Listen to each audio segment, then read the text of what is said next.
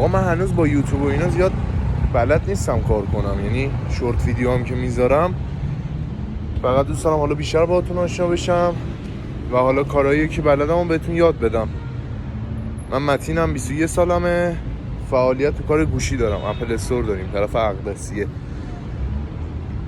بیا تو کانال یوتیوبمون، حالا اگه این شورت رو میبینی قراره کلی آفر بذارم، کلی گوشی معرفی کنم دیگه، خدمت عرض کنم کلی چیزای دیگه. امروز هم جمعه است، خیلی شلوغه. بیاین حتما که تو این یه ماه که قراره بیاد کلی چیزا قراره بهتون یاد بدم. فعلا آره خلاصه دیگه تو این ویدیو هم که گرفتم براتون گفتم آره کلی با هم دیگه پیشرفت کنیم دیگه. دکمه سابسکرایب هم بزن، یه عشقی به ما بده. دم شما گرم. بدون هیچ ادیتی، بدون کاور، فعلا همینطور شورت گذاشتم یه ذره بیشتر آشنا شیم.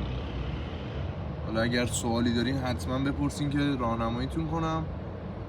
بعد یه پیج اینستاگرام هم داریم، پیج اینستاگرام هم راهنماییتون میکنم، بیاین فالو میکنین حتما. بعد شمارم هم میذارم، خواستین تماس بگیرین صحبت کنیم، مشاوره بهتون بدم قبل خرید بعد خرید دیگه. هر سوالی داشتین دیگه منم مثل داداش کوچیک‌ترتون.